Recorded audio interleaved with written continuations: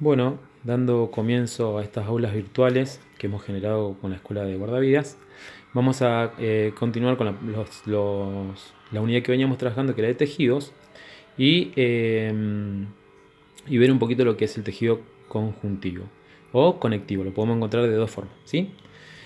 Acuérdense que para refrescar un poquito la memoria, teníamos cuatro tipos de tejidos, o los que íbamos a ver nosotros, ¿sí?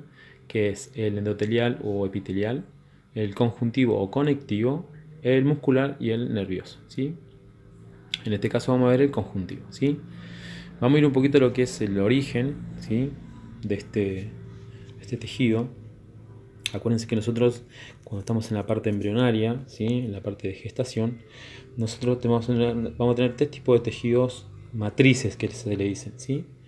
El tejido que se llama ectodermis, mesodermis y endodermis, ¿sí? Por ejemplo, el tejido endotelial o epitelial que nosotros ya vimos puede generarse de estas tres subunidades, de estos tres sectores, ¿sí? Podemos tener células estos tejidos pueden secretar células que formen tejido epitelial, ¿sí? En cambio, el tejido que nosotros vamos a ver, que hoy es el tejido conjuntivo conectivo, solamente se va a crear en la mesodermis. De ahí van a nacer todos los tejidos conectivos o conjuntivos, ¿sí? Bueno, aclarando eso, o dando información a ese primer comienzo, acuérdense que otra sustancia u otro componente importante de este tejido, que va a estar en todo el tejido, son tres. El primero es células. El segundo componente se llama sustancia fundamental. Fundamental. Y el tercer componente importante se llama fibras. ¿Estamos hasta ahí? Esos tres componentes van a integrar los tipos de tejido que nosotros vamos a ver ahora, que es el conectivo. Entendiendo un poco este tejido, vamos a ir un poco a las funciones, ¿sí? Obviamente la función, si nosotros hablamos de conectividad, este tipo de tejido se refiere a lo que es unión, ¿sí? Unir órgano con órgano, unir por ejemplo un hueso con un músculo, unir un músculo con un tendón, por ejemplo. Eso se va a llamar, o esa va a ser la principal característica de este tejido, ¿sí? Entonces, unión entre tejidos, unión entre sectores corporales, ¿sí? Por ejemplo, unión entre órganos, ¿sí? Todo lo que es esa interacción que hay órgano a órgano va a estar compuesta o va a ser una de las funciones de este tejido conectivo.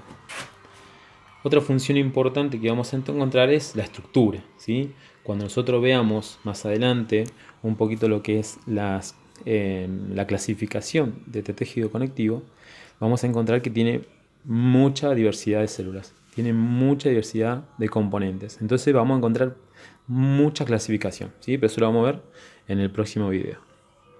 Pero bueno, entonces hablando de estructura, lo que vamos a encontrar, por ejemplo, nosotros en este vamos a encontrar tejido conectivo óseo, ¿sí? Que estamos hablando del hueso, y el tejido conectivo cartilaginoso, ¿sí?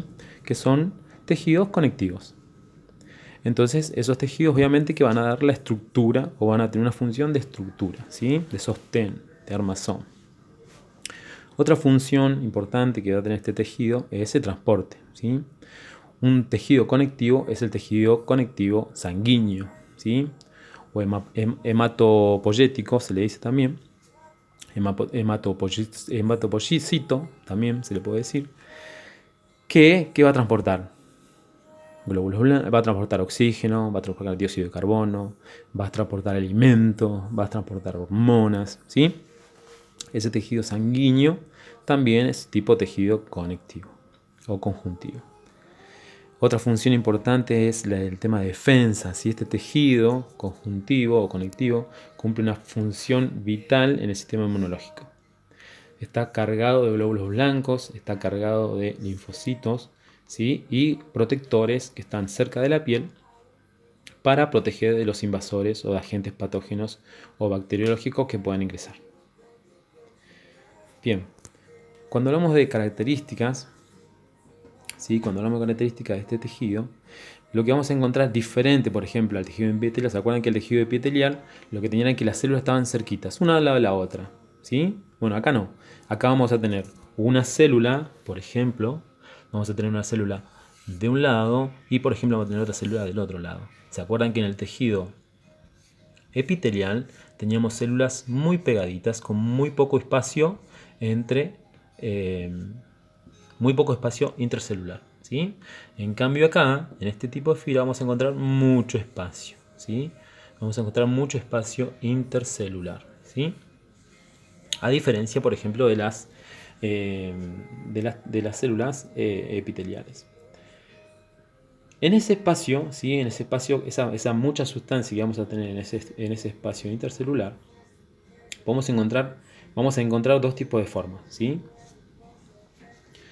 Se le puede decir, la van a encontrar en alguna bibliografía como irregular o amorfa, ¿sí? ¿Qué significa amorfa? Significa que es un estado acuoso, un estado semilíquido, ¿sí? Es como un sector como si fuera un gel, ¿sí? Esa sería ese compuesto, ¿sí? Ese compuesto está compuesto por agua, va a estar compuesto por iones, ¿sí? Va a estar compuesto por pequeñas proteínas. Vamos a encontrar en este sector, por ejemplo, vamos a encontrar compuestos de proteoglucanos, ¿sí? Que son sustancias gelsosas, sustancias semisólidas, que van a permitir la unión, por ejemplo, de la membrana plasmática. Por eso tienen propiedades de proteínas y glucano de carbohidratos, de glucosa, ¿sí? Sacáridos.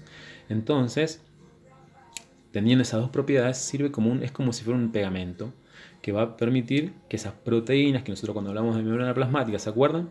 Del intercambio de membrana o las proteínas de enlace, ¿sí? Que permitían el pasaje de una sustancia.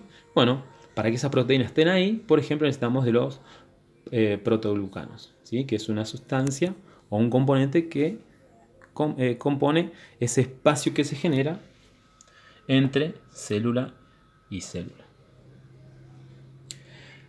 También vamos a encontrar fibras, ¿sí? Vamos a encontrar fibras en ese espacio, ¿sí? ¿Y qué tipo de fibra podemos encontrar? Podemos encontrar tres tipos de fibras, ¿sí? Las fibras de colágeno son fibras de resistencia. ¿Por qué se dice fibra de resistencia?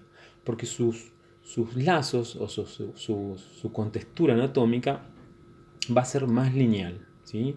Entonces va a soportar o va a tener una función más de resistencia. Imagínense como si fueran los hierros de una columna, ¿sí?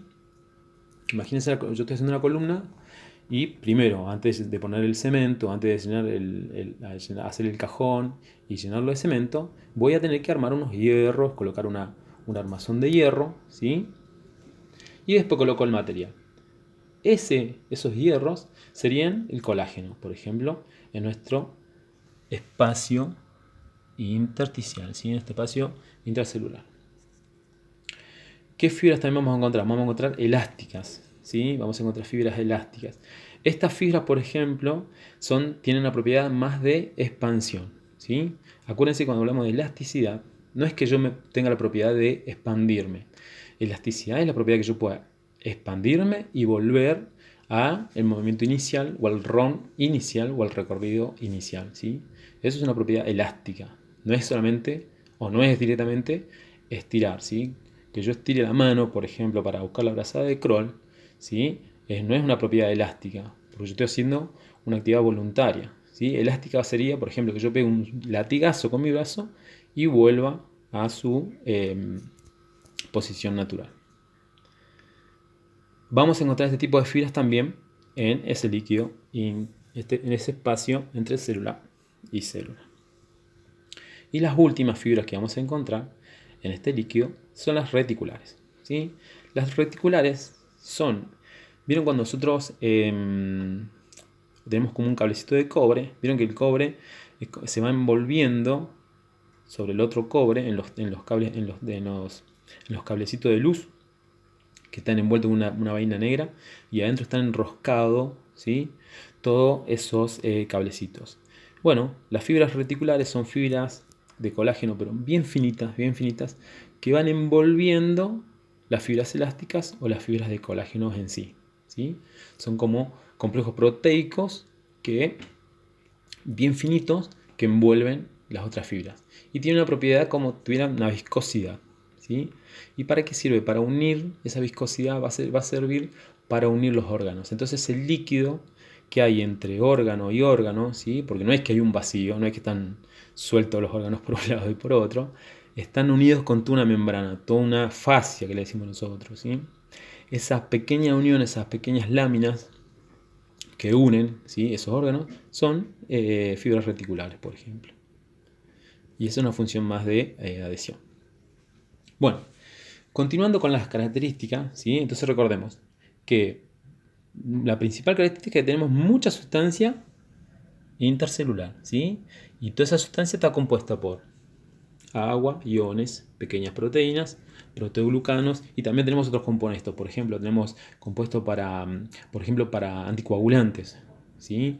Tenemos compuestos para aumentar la vasodilatación, por ejemplo, ¿sí? Son compuestos de reacción que le decimos nosotros, pues son compuestos rápidos, ¿sí? Si pasa algo, por ejemplo, eso ya tiene que ver con la supervivencia, tenemos esos componentes que nos van a ayudar, por ejemplo, a actuar ante ciertas reacciones o a ciertas situaciones.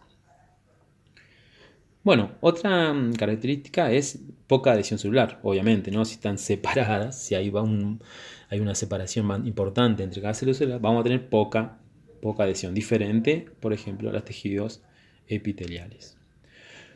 Mucha diversidad celular. Acá lo que vamos a ver, vamos a entender un poquito, yo ya cuando fuimos viendo las funciones ya le nombré un par de cositas, ¿sí? Entonces, ¿qué vamos a ver cuando hablamos de mucha diversidad celular? Tenemos muchas células, muchas. Por ejemplo, cada tejido va a tener su célula. Por ejemplo, fibroblastos.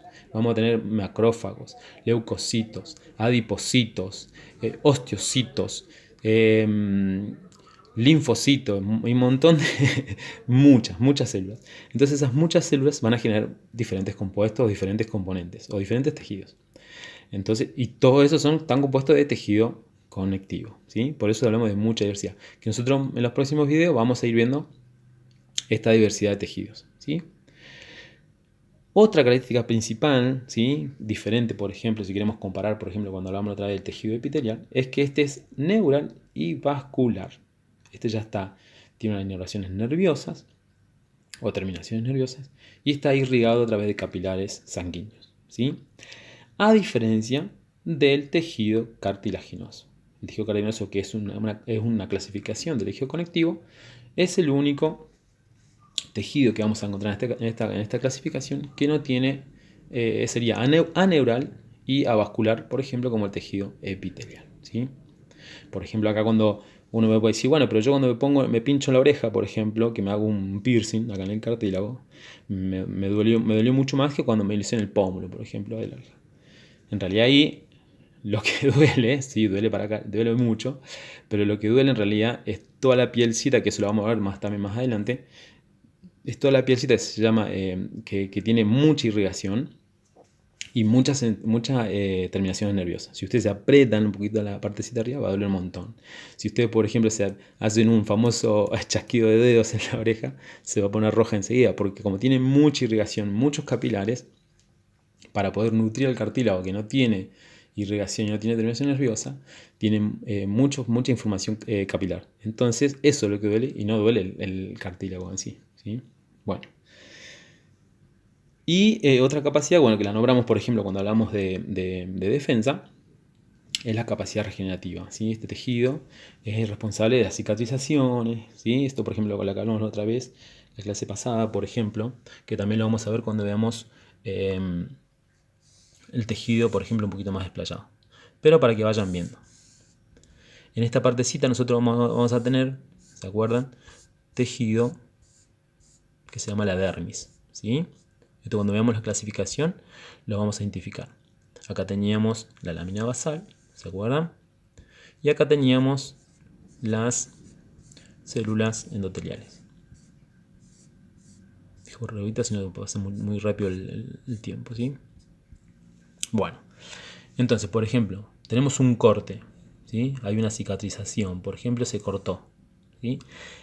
¿Cómo se hace la cicatrización? Este componente, que es de tejido conectivo, neural y vascular, ¿sí?, va a ser como una expulsión volcánica, se llama.